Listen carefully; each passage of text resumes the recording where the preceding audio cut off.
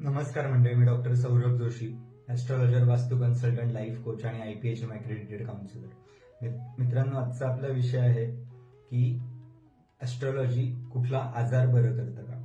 तर याच्यावरती माझं स्पष्ट उत्तर आहे नाही.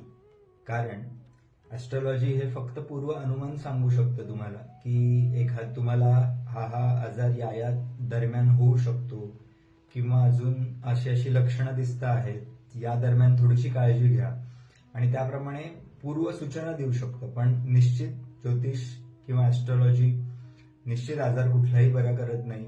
ॲस्ट्रॉलॉजीमध्ये एक सेपरेट एक मॉड्यूल आहे, ते म्हणजे मेडिकल ॲस्ट्रॉलॉजी.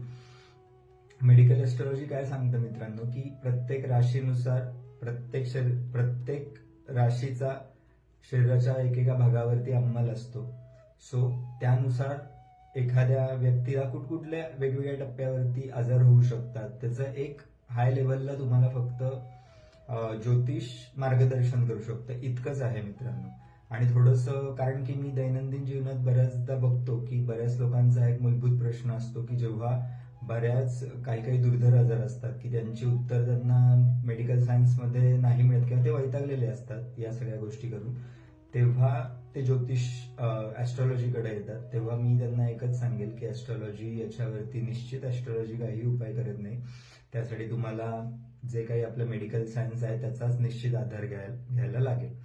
याच्यामध्ये मला थोडंसं खोलवर जाऊन अजून एक सांगायचं आहे मित्रांनो, आणि ती गोष्ट म्हणजे तुम्ही एक लक्षात घ्यायच्या मागची गोष्ट म्हणजे तुमचा हा प्रश्नच क्लिअर होऊन जाईल. आणि ती गोष्ट म्हणजे कुठलंही शास्त्र निर्माण का होतं मित्रांनो? तर कुठलंही शास्त्र निर्माण याच्यासाठी होतं, त्याच्या मागे दोन कारण असतात. एक तर पहिली गोष्ट की जे आत्ता आपल्याकडे अवेलेबल गोष्टी आहेत, अवेलेबल शास्त्र आहेत, ते 100% नाही आहेत. त्याच्यामुळे आपल्याला नवीन काहीतरी शोधायला लागतं, जेणेकरून की आपल्याला पूर्ण उपाय, आपण असं म्हणतो की रामबाण उपाय मिळू शकेल त्याच्यावरती. आणि दुसरं कारण असतं मित्रांनो, ते म्हणजे माणसाची उपजत संशोधक वृत्ती, सतत नाविन्याचा ध्यास असलेला माणसाचा स्वभाव.